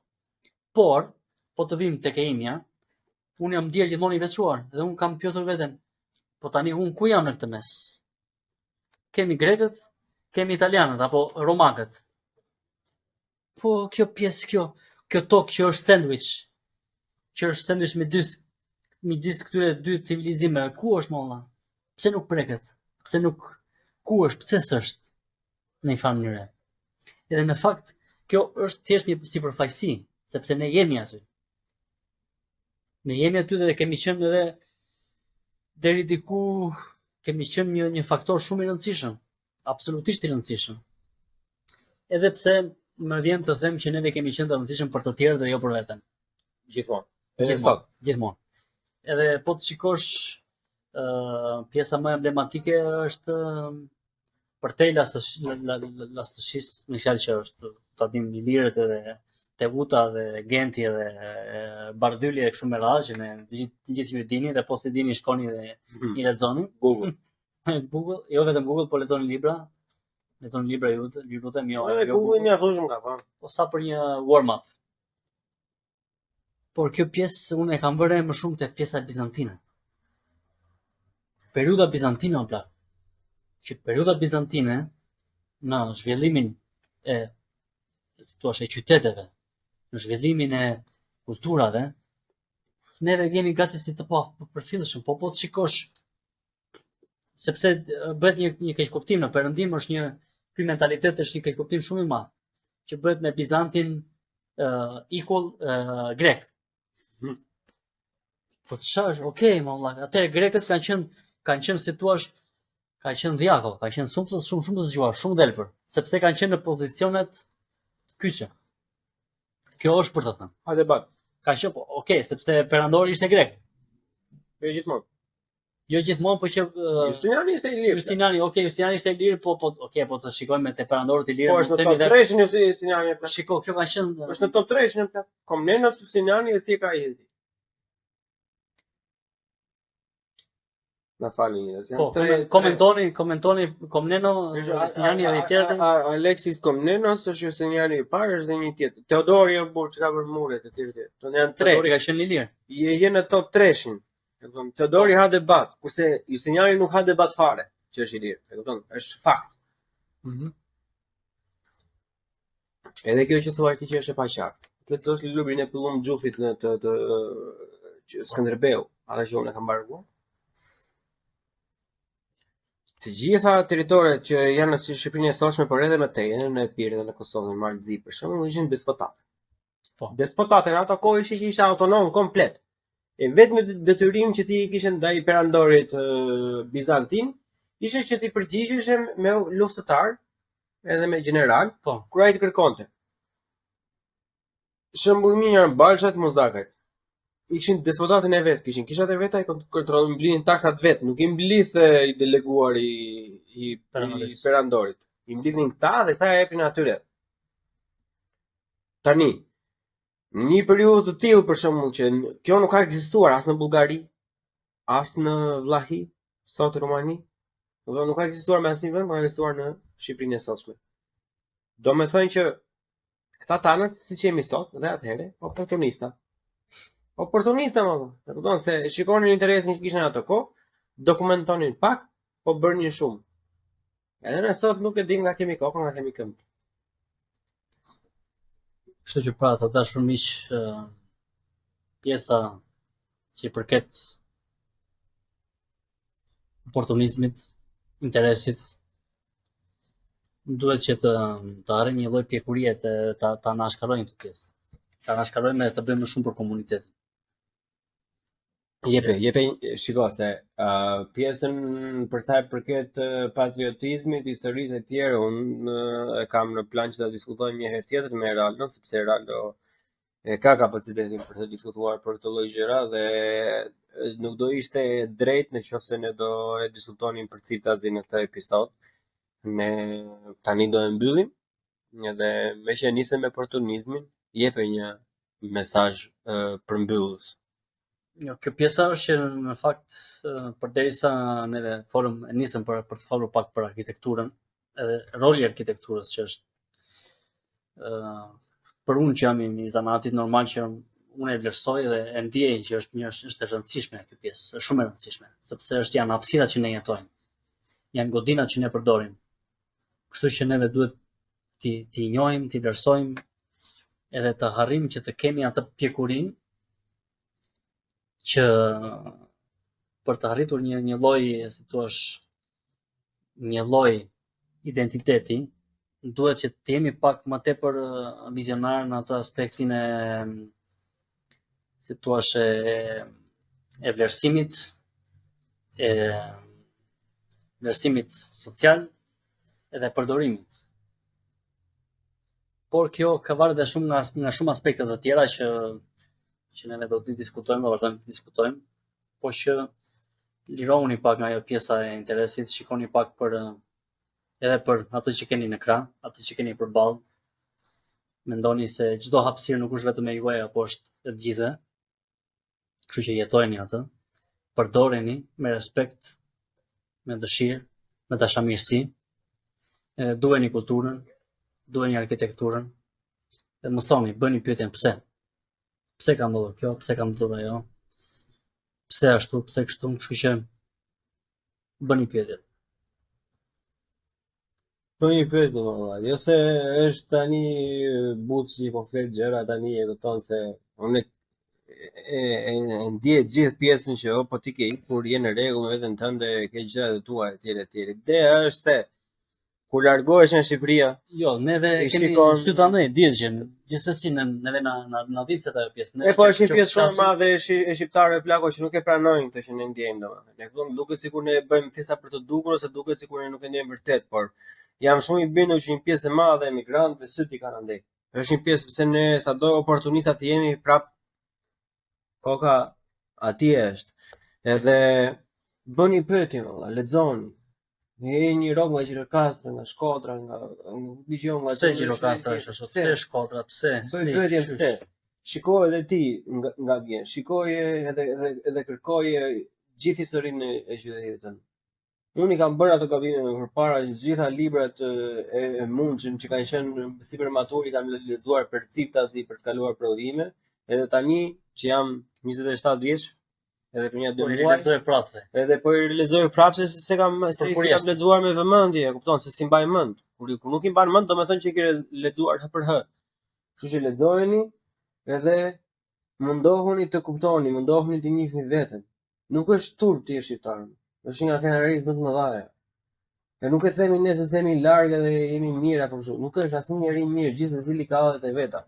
Disha hallet e mia ron tua ta thënë ai. E ke parasysh? Dihet. Kështu që kohën e keni.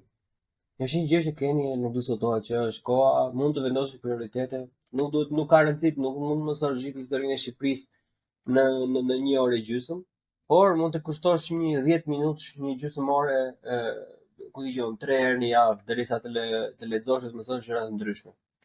Ne nuk kemi ata që na thonë ata të tjerë që jemi. Ne kemi çfarë japim, ne kemi kulturë, ne kemi literaturë, ne kemi arkitekturë, kemi shumë gjëra që shumica nga ju nuk e perceptojnë. Siç ai Gartiti që ka bërë Taj Mahal, që është ai ndimsi që është shqiptar, krau i djathtë atij, është shqiptar. Like by the way, Taj Mahal. E kupton? Që është një nga ndërtesat më të kushtueshme në historinë e arkitekturës.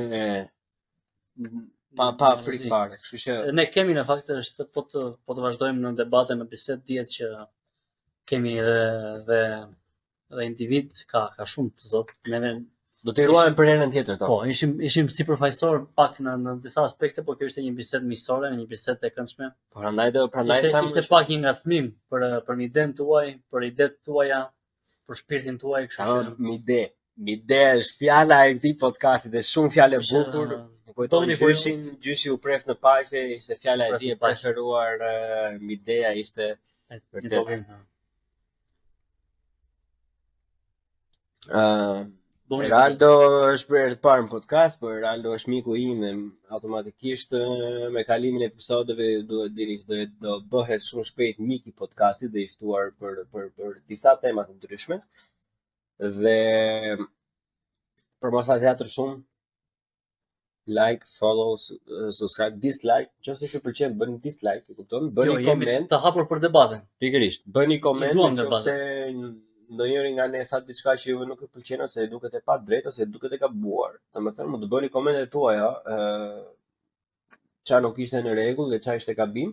Ne jemi të hapur dhe gjithmonë premtimi nga Buçi Podcast si për çdo lloj gjë tjetër që çdo lloj kritike, çdo lloj komenti do të sqarohet në detaj, do të diskutohet në detaje, sepse juve jeni Buçi Podcast, siç jam unë Buçi Podcast. Kështu që deri herën tjetër, mos pini dhera, po pini vera të mira. Edhe lexoni libra. Edhe lexoni libra. Gëzuar.